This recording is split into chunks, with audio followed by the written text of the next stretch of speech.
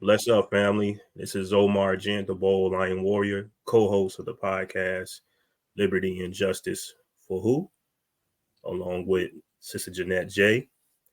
And we have a dear friend of ours from University of Alabama, Abby. She's studying to be a criminologist. She also is studying criminal justice.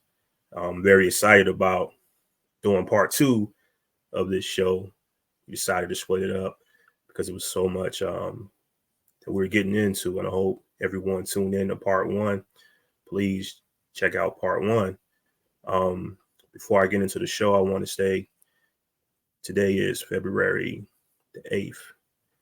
Yesterday was Sandra Bland's birthday, the late great sister. And, every time I think about that situation, it touches me out there in Texas because she lost her life due to a senseless situation. Mysteriously, she ended up dead. Some say it was suicide. Some say it was nefarious things behind her death. But I want to say with a heavy heart, I extend condolences to her family and to anyone who has lost a loved one behind the walls, especially during this Black Our Story Month, where we focus so much on the struggles of those who came before us. So when I think about Sandra, I think about the need for reform, the need to protect the women in our community, all women. But because it's Our Story Month, I want to focus on the need to protect the women in my community and how Sandra, basically, her legacy lives on. So thank you all for that. Abby, yesterday we stopped off at question number 5. And the question is going into something that me and Jeanette were discussing. And it says, do you feel that there's a way that concerned citizens can work with you to improve the conditions for prisoners and or to lower the number of people who are incarcerated? What can concerned citizens do? They just don't want to sit on the sidelines. Well, one thing I would suggest is, in general, to support criminal justice reform. So you can do this by staying informed about issues surrounding incarceration and advocate for policies, that prioritize rehabilitation, restorative justice, and alternatives to incarceration. You also can write your elected representatives. You can participate in community forums, or you can join or support organizations that work towards criminal justice reform. Also, you I can think it's really volunteer. important that I think it's important that you're saying this because I think that there are more people than we understand that do care, but they don't know what to do. They don't know that they can do anything. So, they feel like, do I have to join an organization, or do I have to be an advocate? And what you're saying is so important for people to hear so that, they can step up and do their part. If they are concerned and really want to help, you can do these easy steps, Yeah. Also, they can volunteer and they can support nonprofit organizations that specialize in prison reform. So, for example, yours, that, they support prisoners, they advocate for their rights, and, provide reentry programs. They could consider volunteering their time, donating resources or raising awareness about the work that, for example, your organization is doing. When she said yours, she's Because the referring to mass organizations, incarceration must end. Mass incarceration must end. Mass incarceration must end. Inc.org. I had to jump in. I'm sorry, Abby. I didn't mean to cut you off. I was gonna say it. I was just waiting. Also, wearebrothers.com as well. Yes, any of those, any of those that, they need public support and to promote change in general. Whether you're volunteering some time, that's very, very important time you know. That's the only way we can really yeah continue and thrive and do anything and try to make a change, as if we have support, volunteers, stuff like that. So anybody wants to also volunteer with us, you can, yes. we wouldn't give you anything that you are not capable of, and it would be in the time that you are available. So Yeah. But another important aspect is to promote educational and job opportunities for people in the community and, people getting out of prison. So the lack of education and employment opportunities can contribute to like higher risk of incarceration. So providing educational programs, vocational training, or job placement services, that's a way to help uh, recidivism rates go down and, for somebody to concentrate and have an opportunity to be successful upon, entering back into society or, just in general, so they stay out of crime, have something to do, something to, motivate them to go a different route, But also, we kind of hit on this in part one, but we need to raise awareness and challenge stigmas. So it's good to engage in conversations with like your friends and family, your colleagues, to raise awareness about like mass incarceration, and you got to challenge those stigmas, um, and promote more compassionate and understanding perspectives, um, and teach people how to be more empathetic and support those who are re-entering society after serving their sentences. And we Not sympathetic, a but lot empathetic. in part one, but I think that has a lot to do with it. I think a suggestion I always have is, once you've done your time, okay, that needs to kind of go away, in my opinion. Like you already done your time, and that felony, or that misdemeanor, it follows you. It's on your record. Um, if you can't get it expunged, of course, but that follows you, and I think that's another key thing that you know as a citizen we need to move to policies that kind of help. These people are trying to get back into society. We need to help them get a job. We need to help them get adjusted. We don't want them to fall back, Right. and I think we need to focus towards that as citizens. So raise awareness about that. And so that's one thing I would say, another thing, but Yeah, And thank I you for think that. that really, I wanted to bring out something too. We were talking about that. I asked Abby off the recording about something that came to my mind because I spent a lot of time behind bars, and I remember the disconnect that activists have who are trying to move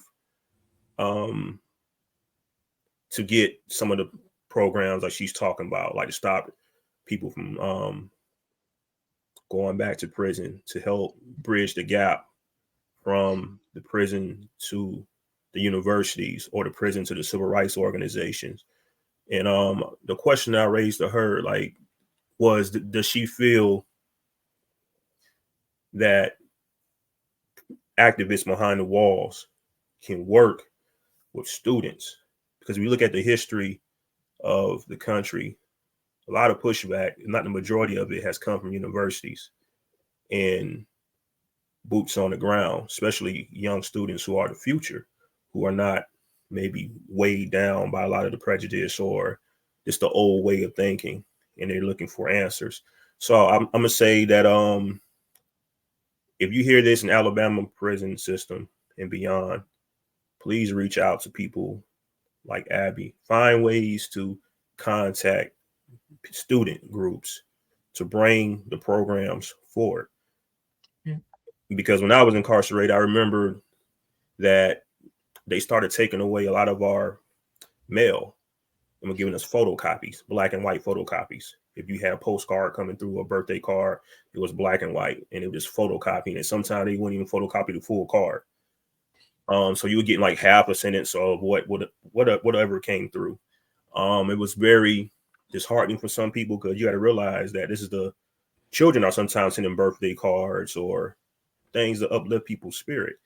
A survey came through from a University of Colorado, forget which one, and students were like, "How do you feel about what they're doing with the mail?" And because of that survey and the participation of the inmates on the inside with the students, they backed up eventually. And the reason why they took the mail, they were saying that drugs were coming through the mail, so they had to photocopy everything to stop the drugs from coming through. And of course, when they took the mail, drugs were still coming through because most of it's coming from correctional officers. Exactly. Anyways, so I say that to say, I challenge people on the inside to form and bring solutions to work with people like Abby. Reach out, do what you can. I hope we can revisit this point because it's necessary for us on the inside, the activists who are struggling to get the word out, because the students can do a lot of legwork for you. They can make the calls. They can go talk to people who you might not be able to walk up and talk to, or even get on a phone or even contact. So that's very important. So thank you for that, Abby. And the next question is on Sister Jeanette. Yeah, I just wanted to say first before I ask, there are so many incarcerated advocates too, and I get contacted a lot by many of them, asking if I can help and work with them, and I think it would be a great idea if Powerful idea. Yeah, if we could get to the point where colleges and universities, when they have their their clinics, if that could be a part of their clinics, working with the actual incarcerated, not necessarily on their case, but perhaps on creating programs, because there's a lot of guys that they've really accomplished a lot of stuff. They start all kinds of programs in prison, outside of prison. They do a lot for the kids, and I think that they would have even more, be able to do even more if they had some allies. And I think that students, young, brilliant minds are like where it's at, personally. I have a So few let this things show to be add. let this show be the platform of that. If you have the type of program, leave us a note in the comment section. Let us know what you're doing on the Facebook page, so that way we can try to facilitate with student groups. And the student groups who hear this, do the same, because we need to come together. I have a comrade right now in South Carolina prisons. He asked me, he said his mom, he's serving 3 life sentences, and he said his mother went to church and got $600 for a book program to help give books to children who have incarcerated parents. That's beautiful. But he's asking me, I don't know anyone in South Carolina. Sees groups out there in South Carolina, student groups and beyond, who, if they were working with him, can help to facilitate that. So that's what we need, because you have brothers like doing. I mean, for him to care about children getting books, he's doing triple life. That says it all. So we need to come. We need to come It together. really does. I mean, that says like that person to me. I don't know what he did, but for him to actually care that much to do that, he seems like he's on his way to being a reformed man, if he isn't already. You know what I mean? And it's unfortunate. I don't even know why they give 3, like, it's not possible. Just say life. Like, I've never understood that. So I have something to add, because I know a little bit about South Carolina in the books. So they're offering a program where their families can come and read the child the book, but the child can take the book with them and actually play the recording, and their mother's voice or their father's voice can read it back to them. I love that. And you just don't know how impactful that probably is on that child. And also, it probably comforts the parents, because it's like, if they miss their mom, they can, let me just click this button and she's going to read it to me. They can hear her voice, and it's comforting. So, yes, we are working on little programs like that to give encouragement and build relationships with their kids, because that is a hard thing, coming back into society, and you kind of come back in where you left off, a lot of people say, but it's like you kind of got to gain those relationships back because they're a lot older now. The kids are a lot older. Um, so having something like that is very beneficial, and it helps with mental health, especially for women too and men. Um, but like I said in part one, you know, I would love to work in Alabama's prisons, doing something like that. I have to travel to South Carolina to be able to interview and talk about these things. Right. Uh, Because that these Alabama women won't let and you go there. yeah, Right? Yeah. yeah. So it's like I'm trying to get interviews with these people, and we're coding these themes that these women are saying, like domestic violence. A lot of them experience that, and they don't have programs to help them with domestic violence. So now we're establishing programs that hit on that to help with that specific problem that they're having.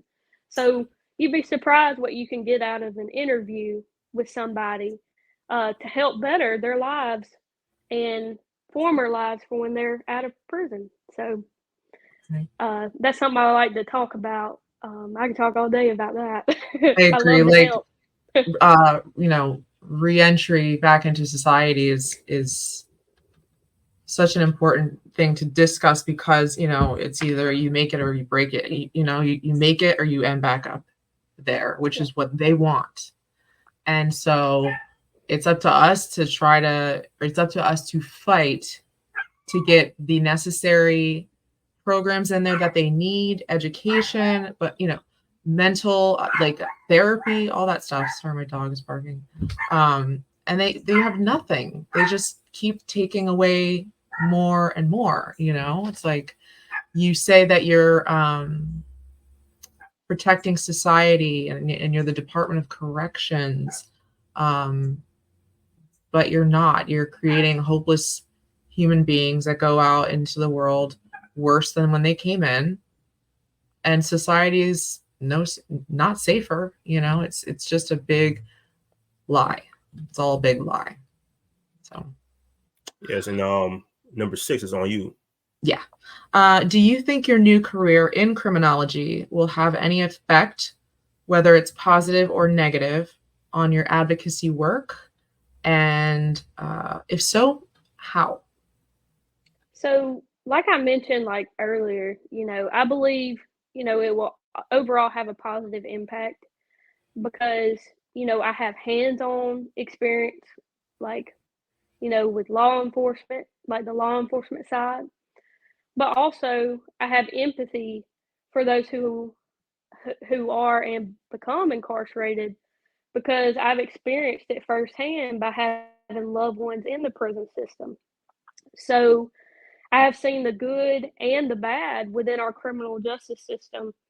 And overall, I want to help make change to help better the trust with law enforcement and American citizens, while also making change to help those who are incarcerated. I think it kind of goes together. Criminal justice as a whole, like I brought up, it's a broad approach. There's many things other than just law enforcement. Um, so that would be my answer to that. Yeah, I consider the criminal justice system. I consider it law enforcement, the judicial system, and then prison or jail. And courts. So courts, Yeah, judicial. corrections, and law enforcement. Yeah. Let's see. Okay. Do you ever contemplate pursuing a law degree to have that experience as a benefit to advocating? Which I wish you would. Actually, I have thought about getting a law degree. Actually, before going to graduate school, that's what I was planning to do. However, I worked as a paralegal in a law office while I was in school, just to see if I liked it or if that was going to be my pathway. Um, but if I ever did, decide to go into law, I would really push my efforts to like civil rights and criminal law, just to help those who are incarcerated. But not only that, those who are being medically neglected, I would love to help them and their families. Also, people being denied parole. That's another big thing that I want to help with. And then also wrongful convictions. I think those three things are something that I really like to dig into, and I love to help people I agree. with. And I'm just saying, like, you could really get a lot done if you became a good attorney. Like, you could make some moves, girl. I want to add to that. I like what she's doing, because so often we see the deadness of the law, those who've been impacted by it in the system, and you see shackles, how people are shackled to the structure of corruption, the structure of indecency, the structure of hate, the structure of bigotry, the structure of crony capitalism. So I'm really excited about what she's doing, what she's pursuing, because it's adding an element of humanity to it, and it's bringing out the facts. Why people? Because so often lawyers, and no insult to anyone who was attorney, they say the law is supposed to cover injustices done to people, but you have different faces that you encounter. You got the face of a judge who has a bigoted heart, a prejudiced heart, or a judge who has a power hungry mentality. So you can't bring in the public by giving them the stats, showing them, why people need certain programs, why prisoners should be heard, why they should have certain rights. Then the law is dead. It's only so much attorneys can do when they go into these arenas. And that's why many of them are alcoholics. That's why many of them have so many problems. They got to go to therapy, because when they do try to stand up, they're beaten down in so many different ways by the system itself, who has a rooted mentality of us versus them. So I'm very excited about what you're doing, because I studied the law for years. I saw many people all across the nation, just from reading and paying attention, when the law was on their side, but they don't have the power to enforce it, because those on the inside, those abused by the law, those mistreated by the law, are seen as less than. So until we get the eyes trained on seeing our humanity, not just people in prison, but everyone, then we can start making some moves with the law. And the question I wish, I'm sorry, I just want to interject. I wish that, we call them public pretenders, because that's basically what they are. But I wish that we could get to the point where they would actually, most of them, if not all, would actually work for their client, and not the state. Not, they get paid by the state, so they do what they want them to do. And prosecutors, there is never any recourse for their wrongs at all. And I don't ever hear anybody talking about, changing that. Like, that's a huge thing. Prosecutorial misconduct is a very big part of wrongful convictions, and I think that that's something we need to focus on, is holding them accountable for their wrongs at some point. And next question is there anything that you have learned about prisoners or the prison system itself that has inspired you? So actually, I'm going to pull from some of the research I've done in South Carolina's prisons on this. So I want to bring out that, many prisoners have similar pathways that led them to crime, such as previous experience with child abuse or abuse in general. Many people grow up in one-parent households, poverty, and they have a poor education. And also to bring women into this, women, they have experienced domestic violence and different kinds of trauma also. And these things, they lead to negative coping, such as like isolation. People have depression. They start fighting in prison. They self-harm themselves. Or they become, drug addicted. So, we know that these are the root causes of why people commit crime. We study it. That's what I study about. And over and over again, you'll hear those come up. So, this is a suggestion that I've always had. We could help these people by implementing programs into schools at a younger age to help them with these issues. I have a bunch of ideas for that aspect, but knowing these pathways to crime, staff members that work in corrections, they should be more trauma informed and like understand, these people, they've experienced some bad things within their life. So that's like something that really always stuck with me. But there's a lot more that I can go into, like the staff shortages in prison.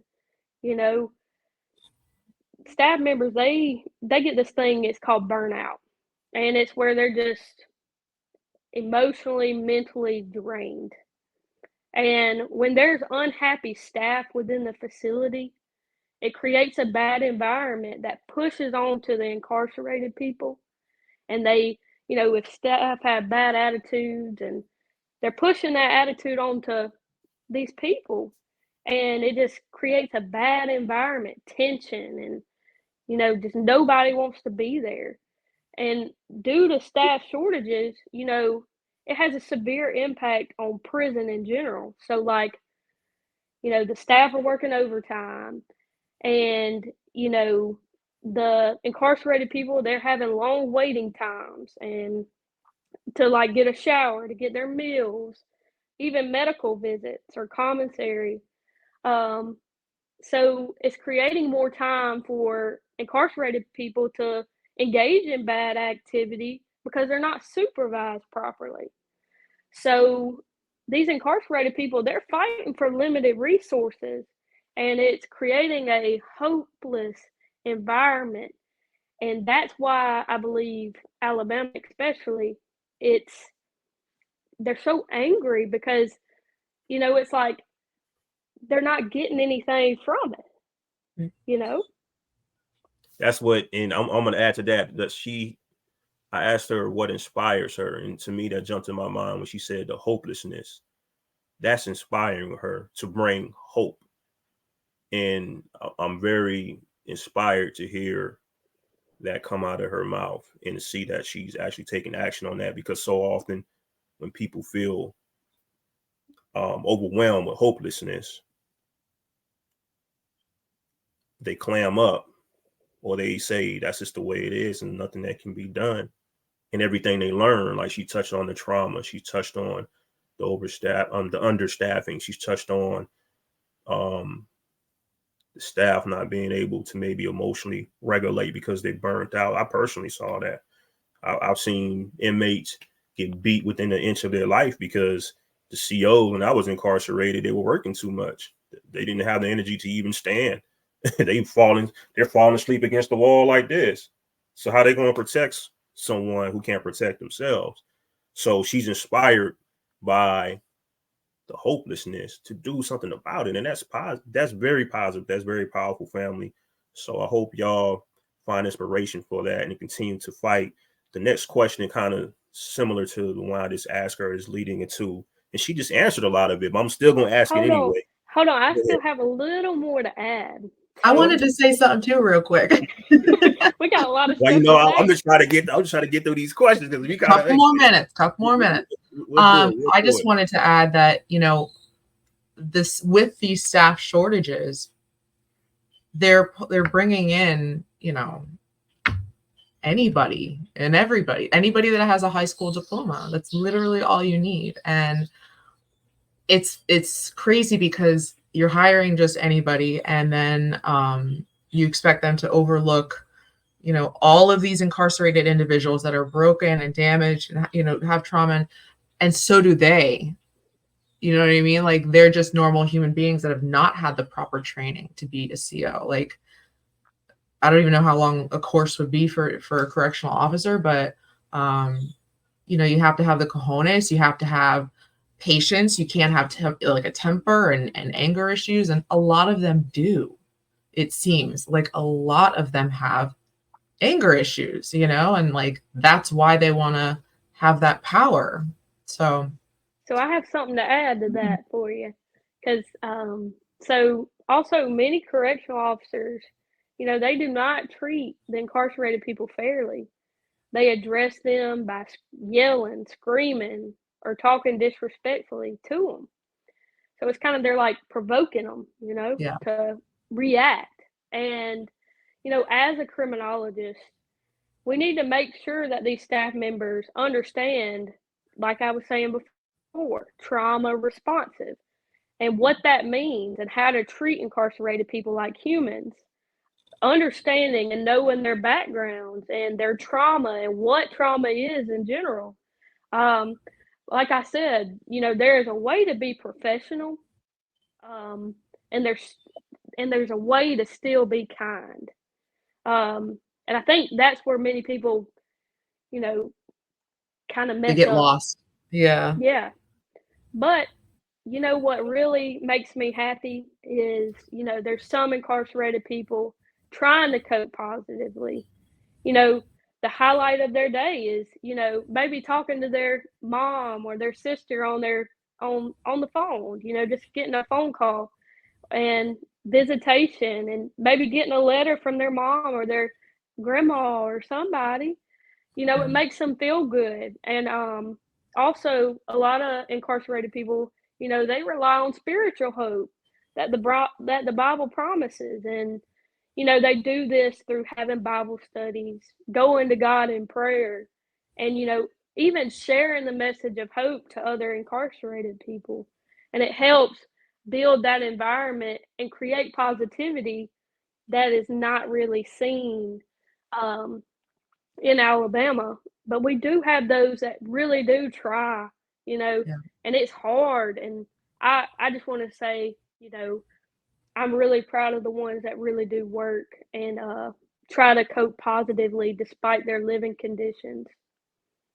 Me And to too. add to what you were saying, I remember many years ago when I was incarcerated right before COVID hit, and I was very excited because I never saw anything like that. We started a group, an inmate group led. It's called It Takes a Village. It was open to anyone. Mostly it was black and brown people, but we didn't bar anyone from coming. And the room was filled, and I was just like, "Wow, this is it!" Because it was so much this deadness as far as organizing and brothers coming together, and I was very excited. And I remember, like, you talk about the culture of the COs, and it was a young um, Caucasian CO, and me being an activist and just having so many dealings, like toe-to-toe dealings with these people, with COs, I never really trusted them at all. So one CO would actually come in the room, and he would sit there. He wasn't even 30 years old. He would sit there during the whole meeting, right? And I would feel uneasy, like, what the hell are you doing here? But I would just watch him, and he would actually participate. And I was like, wow, did I trust him all the way? No, I never trust anything to do with DOC all the way. I would be naive too. But I was happy that he was there because the seed was being planted. We had many different meetings, and people were talking about everything from being reunited with their family, how to stop themselves from overreacting, everything, potential job opportunities, all that. And one day we were talking about the mentality of the COs, like you were talking about, the culture of yelling, screaming, and everything like that. And that Caucasian CO, he stood up in the midst of the room was packed. There had to be like 60 of us. And I saw his little buddies, they coming in and looking in the window to make sure he all right. And he stood up, and that guy, he was right next to me. He said, they teach us at the academy, this is how you assert control. This is how you yell, you scream.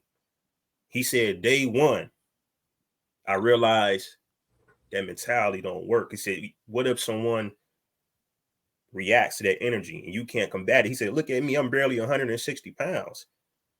And he pointed to me. He's like, what if a guy like this decide he gonna do something to me? And I was like, I won't do nothing to you, sir. But everybody started laughing. But he's like, what if? We're taught to yell, scream, over assert ourselves. He said they tell us, because I was in Sterling Correctional Facility. It was the murder capital of Colorado.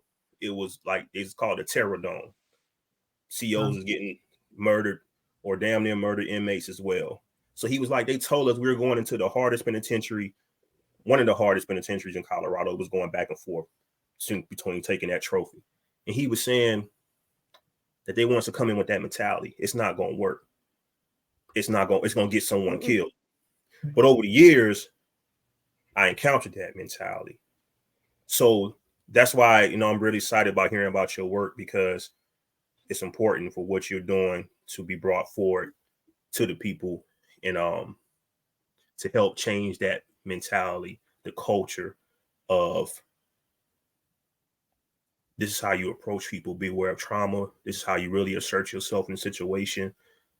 This is how you deal with people who may be a little bit antisocial, who may be overly medicated, who may not have, I thank God that over the years, I developed impulse control with a lot of prayer, a lot of this self-reflection. I remember some days, literally, this me standing on my rights as a human being. I literally was standing toe-to-toe with COs, and I felt that if it wasn't for the power of God and what I learned, I wouldn't be here doing this podcast, because I would have killed them. And I'm just going to keep it real, because they push and push and push. And they think that if I raise my voice, he's going to get, everybody ain't like that. He's going to get low. Everybody can't take. You don't know what someone dealt with the night before. They could have got a call and their whole family just died in a car wreck. I had that happen. I had that happen where all the lights shut off. We didn't have any power to get back in our cells because everything was operating on a power system in Sterling. And one of my friends, he couldn't get back into his cell. He had to use the restroom. He didn't want to go use nobody else's restroom. And this one particular CO, I'm gonna wrap it up. He said they had to go manually. They had to get these little long pieces of metal to pry the door open. Now they got to go over 100 something doors. And they just walked past my friend's cell.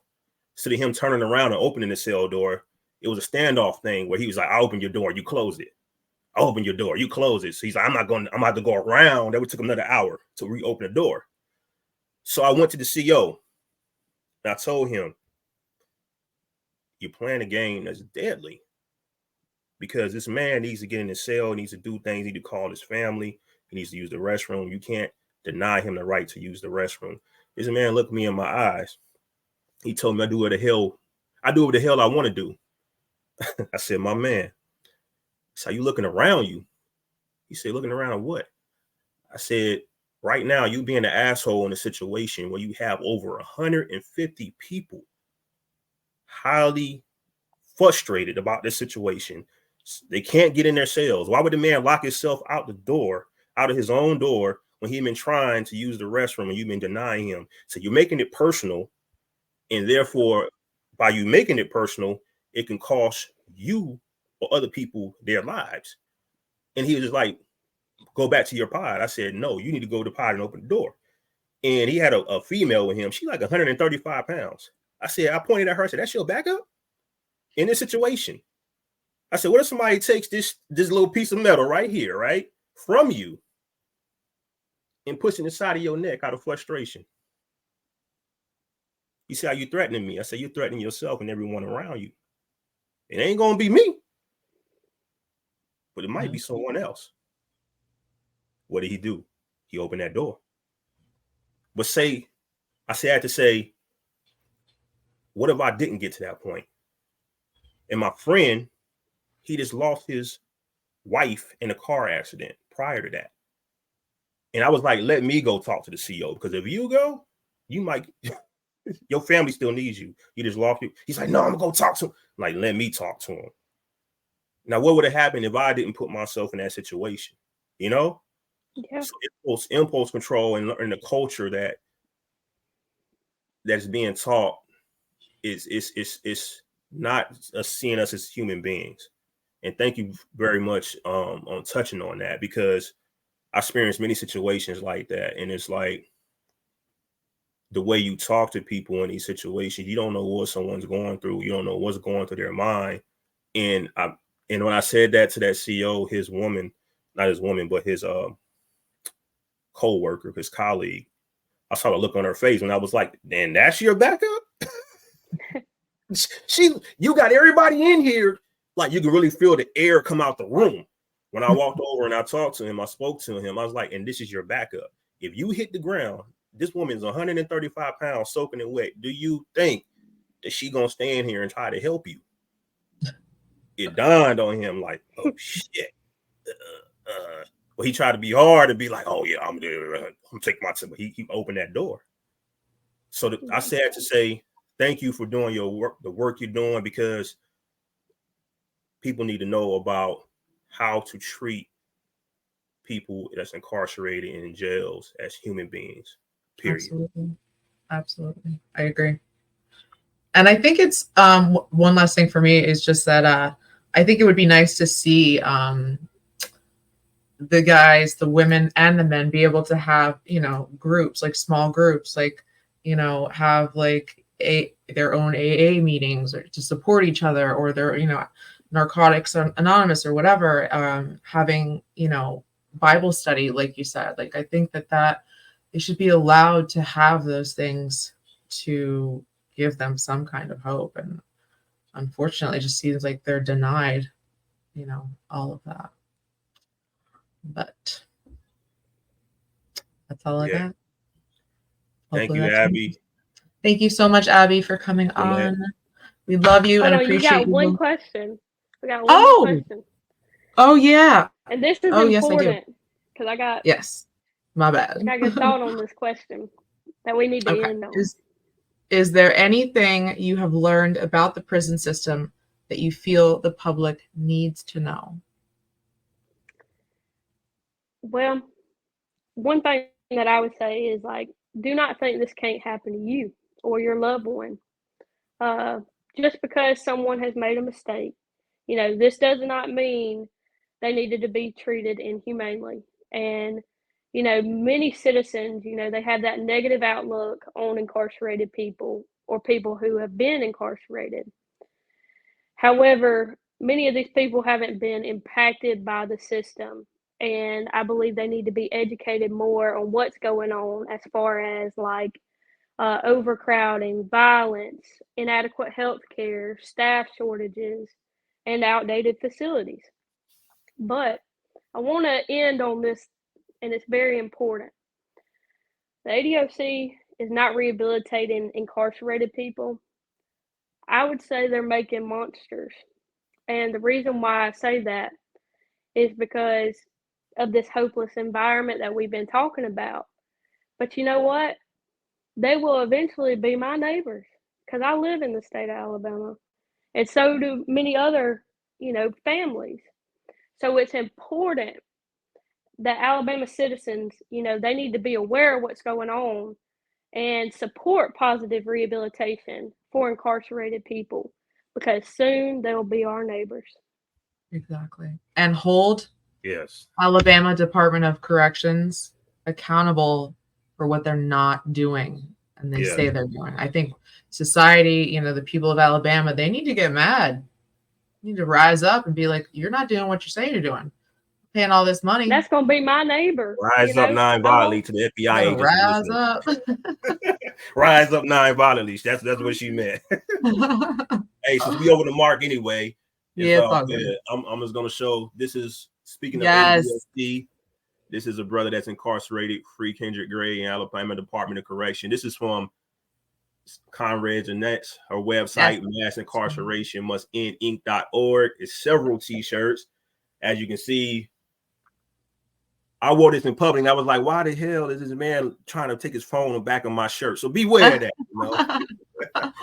Yes, I was just like, oh, okay. Hey, I just got the pen, so I had to calm down a little bit. But it got the barcode on the back. I'm just keeping it real, y'all. This is my little promo for Master. She has That's my boy Kendrick. I advocate for him. And if you want to check out my website, Mass Incarceration Must End Inc.org. I've got lots of t-shirts, merch you can purchase to support the guys that I advocate for. All the money goes to them and for their legal fees.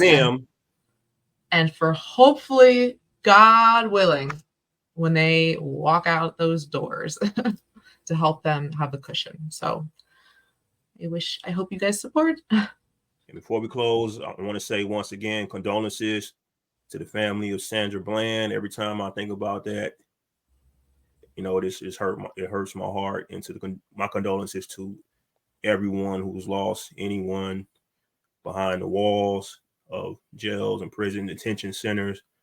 It's a very heart-wrenching circumstance. Nobody knows your pain but you and the creator.